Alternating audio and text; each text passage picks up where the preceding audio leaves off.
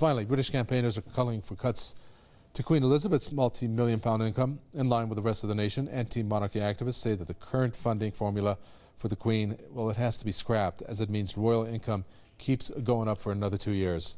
They say that the Queen's finances should be reviewed every year rather than every 5 years, which is the current practice. Based on a 5-year formula devised in 2012, the British sovereign receives 15% of the profits of the Crown estate, a massive list of properties historically belonging to the royal family.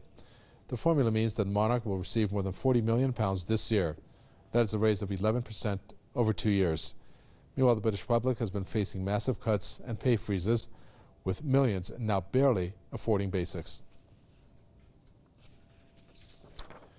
Mohammed Walji, our correspondent, joins us from London. Glad to have you, Mohammed Walji. You covered those protests, the austerity cuts that are being imposed, resulting in the protests, and of course this piece of news. Put it into context for us if you can. Well, absolutely. The first thing to remember is the Queen's income is a taxpayer-funded income, and as you mentioned, it shot up 11% from 36.1 million to 40 million. Now, when I was at the protest yesterday, it was one of the largest anti-austerity demonstrations this country has seen for decades now, and one of the things I heard when I was talking to the people at the protest is they were angry at the Conservative government because they feel that they've just helped the wealthy remain wealthy and make them wealthier, in fact, and that the people who are struggling in this country are just having to struggle more.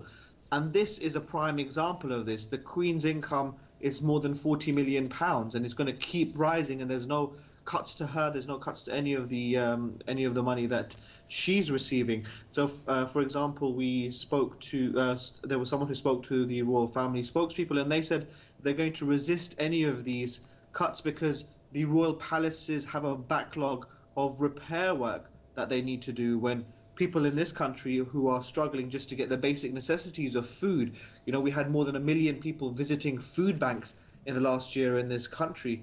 And then when people hear things like the royal family need this money to improve their palaces, there's definitely anger towards that. And there's definitely a feeling that government need to review these policies and austerity measures and spending cuts on the people and focus on making the cuts to people who can afford it rather than the people who are struggling in this country every day.